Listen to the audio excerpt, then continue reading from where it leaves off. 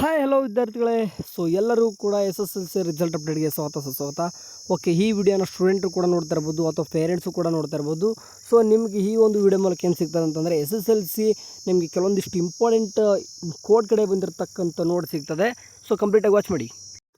So first of all ಏನಂತಂದರೆ SSLC ತೃತೀಯ ಭಾಷೆಗೆ ಅಂಕವನ್ನೇ ಕೊಡಿ ಕೋರ್ಟ್. ಓಕೆ, ಕೋರ್ಟ್ ಕಡೆಯಿಂದ ಕೆಲವೊಂದು ಎಷ್ಟು ಡಿಸೈಡ್ ಆಗಿದೆಪ್ಪ ಅಂತಂದರೆ SSLC ತೃತೀಯ ಭಾಷೆಗೆ ಅಂಕವನ್ನೇ ಕೊಡಿ ಎಂದು ಕೋರ್ಟ್ ಆದೇಶ ನೀಡಿದೆ. ಅಂತಂದರೆ ನಿಮ್ಗೆ ಗೊತ್ತಿದೆ, ಹಿಂದಿಗೆ ಮೊದಲು ಏನಂತಂದರೆ ಗ್ರೇಡ್ ಕೊಡ್ರಿ, ಮಾರ್ಕ್ಸ್ ಎಲ್ಲ ಬೇಡ, ಅದು ಅಂತ ಇಂಪಾರ್ಟೆನ್ಸ್ ಅಂತ ಗೊತ್ತಿತ್ತು ಎಲ್ಲರೂ ಕೂಡ.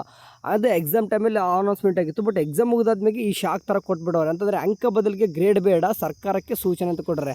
ಸೊ ಏನು ಕೊಟ್ಟರು ನೋಡ್ರಿ, ಕರ್ನಾಟಕ ಇಲ್ಲಿ ಕೊಟ್ಟವ್ರೆ ಏನಂತಂದರೆ ಕನ್ನಡಪ್ರಭ ವಾರ್ತೆ ಬೆಂಗಳೂರು. ಪ್ರಸ್ತುತ ಸಾಲಿನಿಂದ ಕರ್ನಾಟಕ ಶಾಲಾ ಪರೀಕ್ಷೆ ಮತ್ತು ಮೌಲ್ಯ ನಿರ್ಣಯ ಮಂಡಳಿ ಅಂದರೆ KCB ಏನಿದೆ ಅದು ನಡೆಸುವ SSLC ಪರೀಕ್ಷೆಯಲ್ಲಿ ಹಿಂದಿ ಸೇರಿದಂತೆ ತೃತೀಯ ಭಾಷೆಗೆ ಅಂಕಗಳ ಬದಲಿಗೆ ಗ್ರೇಡ್ ನೀಡಬೇಕೆಂದು ಪಣ ತೊಟ್ಟಿರುವ ರಾಜ್ಯ ಸರ್ಕಾರಕ್ಕೆ ಹಿನ್ನಡೆಯಾಗಿದೆ. ಪ್ರಸ್ತುತ 2025-26ನೇ ಸಾಲಿನ SSLC ಪರೀಕ್ಷೆಯಲ್ಲಿ ಹಿಂದಿ ಸೇರಿದಂತೆ ತೃತೀಯ ಭಾಷೆಯ ವಿಷಯಗಳಿಗೆ ಗ್ರೇಡ್ ಬದಲಿಗೆ ಅಂಕಗಳನ್ನು ನೀಡುವಂತೆ ರಾಜ್ಯ ಸರ್ಕಾರಕ್ಕೆ ಹೈಕೋರ್ಟ್ ಬುಧವಾರ ನಿರ್ದೇಶಿಸಿದೆ. ಸೊ ಗ್ರೇಡಿಂಗ್ ವ್ಯವಸ್ಥೆ ಪ್ರಶ್ನಿಸಿ ಅಂದರೆ ಆ ಗ್ರೇಡಿಂಗ್ ಕೊಡೋರ ಬಗ್ಗೆ ಅದನ್ನು ಪ್ರಶ್ನಿಸಿ ಚಿಕ್ಕಮಗಳೂರಿನ ಸಹನಾ R ನಾಯ್ಕ ಸೇರಿ 3 ವಿದ್ಯಾರ್ಥಿಗಳು ತಕರಾರು ಅರ್ಜಿ ಸಲ್ಲಿಸಿದ್ದರು. ಸೊ ಇದ್ರ ಕಡೆಯಿಂದ ಏನಾಗಿದೆ ಅಂತಂದರೆ ಮೀನ್ಸ್ ಏನಂತಂದ್ರೆ ನೋಡಿ, ನಿಮಗೆ ಹಿಂದಿ ಬರೆದಿದ್ರಿ, ಓಕೆ, 100 ಮಾರ್ಕ್ಸ್ ಕೊಡಬೇಕಿತ್ತು ಅಂದರೆ 525 ಅಷ್ಟೇ ಕೊಡ್ತಾರೆ.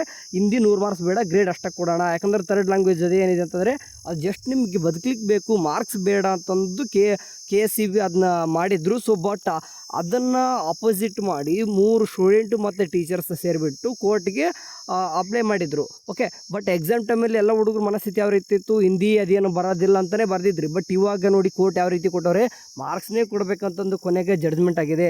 ಅಂದರೆ ನೀವು ಹಿಂದಿ ಸರಿಯಾಗಿ ಬರೆದಿತ್ತಂದರೆ ಚೆನ್ನಾಗಿ ಮಾರ್ಕ್ಸ್ ಬರ್ತದೆ ಅಂತ ಅರ್ಥ ಮಾಡ್ಕೋಬೇಕು. ನೀವು ಚೆನ್ನಾಗಿ ಬರೆದಿಲ್ಲ, ಇನ್ ಕೇಸ್ ಹಿಂದಿಲಿ ಫೇಲ್ ಆಯ್ತು ಅಂತಂದರೆ ಫೇಲೇ ಆಗ್ತೀರಿ. ಸೊ ಫೇಲ್ ಅನ್ನೋ ಬದಲು ಏನಂತಂದರೆ ನಿಮಗೆ ನಾಟ್ ಕಂಪ್ಲೀಟೆಡ್ ಅಂತ ಬರ್ತಾರೆ, ಎಕ್ಸಾಮ್ 2 ಬರೀಬೇಕಾಗ್ತದೆ. ಸೊ ಅದನ್ನೇ ಒಂದು ಇತ್ತೀಚೆಗೆ ಸೇರಿ ತೃತೀಯ ಭಾಷೆಗೆ ಅಂಕ ರದ್ದುಪಡಿಸಿದ ಸರ್ಕಾರ. ಇದರ ಬದಲಿಗೆ ಗ್ರೇಡ್ ಪದ್ಧತಿ ಜಾರಿ, ಇದಕ್ಕೆ ಪರ ವಿರೋಧ ವ್ಯಕ್ತವಾಗಿತ್ತು. ಇದೀಗ ಕೋರ್ಟ್ನಿಂದ ಗ್ರೇಡ್ ಬದಲಿಗೆ ಅಂಕ ನೀಡುವಂತೆ ಆದೇಶ ಆಗಿದೆ. ಅಂದರೆ ಹೈಕೋರ್ಟ್ಗೆ ಏನು ಹಾಕಿದ್ರಿ, ಇದನ್ನು ನಿಮಗೆ ಮಾರ್ಕ್ಸೇ ಕೊಡ್ತಾಯಿದ್ದಾರೆ ಇವಾಗ. ಓಕೆ, ಸೊ ನಿಮಗೆ A-B-C ಗ್ರೇಡ್ ಎಲ್ಲ ಇಲ್ಲ, ಓನ್ಲಿ ಮಾರ್ಕ್ಸ್ನೇ ಕೊಡ್ತಾಯಿದ್ದಾರೆ. ನೋಡಿ ಯಾವ ಟೈಮ್ ಒಳಗೆ ಹೆಂಗಾಗುತ್ತೆ ಏನೋ ಗೊತ್ತಿಲ್ಲ. ಸೊ ಎಲ್ಲರೂ ಕೂಡ ಏನಾಗುತ್ತೆ, ಹಿಂದಿ ನೆಗ್ಲಿಜೆನ್ಸಿ ಮಾಡಿಬಿಟ್ಟಿದ್ರಿ. ಬಟ್ ಇವಾಗ ನೋಡಿರಿ, ಹಿಂದಿ ಅದಕ್ಕೆ 100 ಮಾರ್ಕ್ಸ್ ಕೂಡ ಇದೆ. ಯಾರೆಲ್ಲ ಚೆನ್ನಾಗಿ ಬರೆದಿದ್ರಿ, ವರ್ಷ ಪೂರ್ತಿ ಓದ್ಬಿಟ್ಟು ಎಕ್ಸಾಮ್ ಟೈಮಿನಲ್ಲಿ ಅದು ಹೆಂಗೋ ಏನಾಗಲ್ಲಪ್ಪ ನನಗೆ ಗ್ರೇಡ್ ಆದರೂ ಕೂಡ ಚೆನ್ನಾಗಿ ಬರಲಿ ಅಂತ ಚೆನ್ನಾಗಿ ಬರೆದು ಬಂದಿತ್ತಂದರೆ ಅವ್ರ ಮಾರ್ಕ್ಸ್ ಚೆನ್ನಾಗಿ ಬಂದಿರ್ತದೆ. ಗ್ರೇಡ್ ಚೆನ್ನಾಗಿ ಬರಲಿ ಅಂತ ಬರೆದವ್ರಿಗೆ ಏನಾಗಿರ್ತದೆ, ಮಾರ್ಕ್ಸ್ ಕೂಡ ಆಟೋಮೆಟಿಕ್ಲಿ ಚೆನ್ನಾಗಿ ಬಂದಿರ್ತದೆ.